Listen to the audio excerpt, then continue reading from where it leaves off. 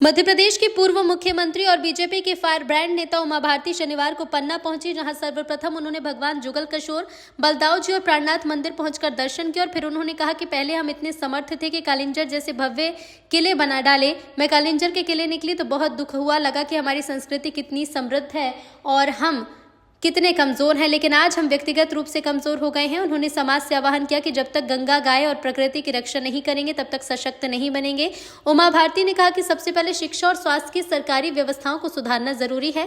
जैसे लोगों को प्राइवेट स्कूल और अस्पतालों पर भरोसा है, वैसे ही भरोसा सरकारी संस्थाओं पर भी होना चाहिए। उन्होंने कहा कि बुंदेलखंड को अलग राज्य बनाए जाने के सवाल पर कि बीजेपी छोटे राज्य के गठन के पक्ष में है, क्योंकि इससे प्रशासनिक सुगमता और विकास की गति बढ़ती है।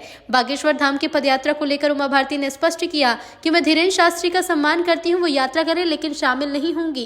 अंत में गंगा संरक्षण पर कहा कि गंगा हमारी संस्कृति और आस्था की आत्मा है, तो उसकी स्वच्छता और संरक्षण हमारी जिम्मेदारी। कहने के लिए बुलाया कि कल रात को ना हम कलिंजर के बगल से निकले तो हम बहुत दुखी हुए कि हमारी संस्कृति कितनी समृद्ध है और हम लोग कितने कमजोर हैं। ये दोनों बातें एक साथ साबित होती है कि कलिंजर जैसे किले हमारे पास थे लेकिन फिर भी हम पराजित होते गए थे।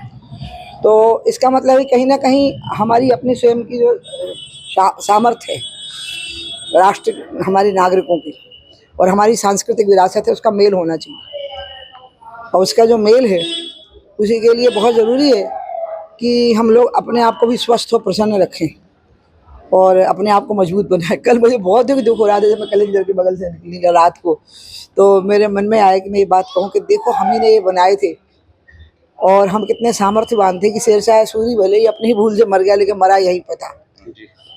और लेकिन फिर भी अंत में हम कमज़ोर क्यों होते गए? अंग्रेज हम पर राज कर गए। खाली 2 लाख अंग्रेज आए थे भारत में, इतने कमज़ोर होते गए हम।